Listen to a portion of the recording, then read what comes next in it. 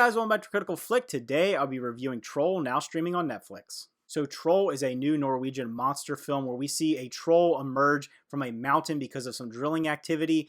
A troll is wreaking havoc over Norway, and the scientists and the government need to come together to find a way to stop it before it causes any more damage. And I know this movie may seem kind of silly on its face, and that's because it is kind of silly. I personally enjoyed it because I really do like monster features. I think this is a good one. It reminds me very much of something like King Kong or Godzilla. It really pulls from those films. It doesn't really break the mold, but it is interesting seeing kind of this Norse mythology thrown into a feature like this. The creature itself looks pretty decent. It doesn't look amazing, but the movie does deliver some pretty good visual effects, some good destruction, things you expect from a film like this. It does a good job of cloaking this creature in darkness. That's also one of the things that makes it unique, is that it needs to be in darkness to a certain degree. So I do think that helps with the overall look of it. When you have CGI that doesn't look fantastic, you don't want it in bright daylight. It kind of shows all the blemishes and flaws of it. Having it in darkness makes it just look a little bit better. The acting is decent in this one. We get some good performances from the lead characters, and it really does have some of that Norwegian comedy. I've seen some Norwegian films in the past, and they do a good job of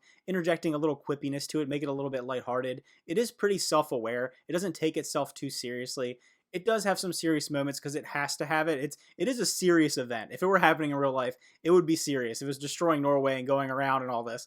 But it does kind of know that it is a little silly on its face. The movie also does have a little bit of undertones of maybe rediscovery of our past, our relationships with nature and with the world, maybe that we are kind of a destructive force after all. So I do think those themes were a nice little underpinning to this film, even if it was kind of just a silly monster movie at the end of the day. And the movie also does a decent balance of focusing on both the creature and on the humans. Some movies wait till the end of the movie to even show the monster, and I feel like that's always a mistake. Some other movies have like no relationship to the stakes of the people on the ground, and you're just seeing a monster mindlessly going around and destroying things. I think this has a pretty decent blend of both. So if I were to rate Troll, I would give it a 6 out of 10. I thoroughly enjoyed it, and it's because I like this genre. It's like my guilty pleasure. I loved the past Godzilla and Kong films. I just love seeing a big monster up on screen. And speaking of which, the movie actually has some decent cinematography when it comes to like sight lines of the monster. It shows both wide shots and from the ground perspective. I think these movies are so much more menacing when it shoots it up from the ground and you're kind of at the perspective of the humans and you see this immense monster walking around. So if you end up checking out Troll on Netflix, let me know what you thought about it. Leave those comments down below. Remember to like and subscribe,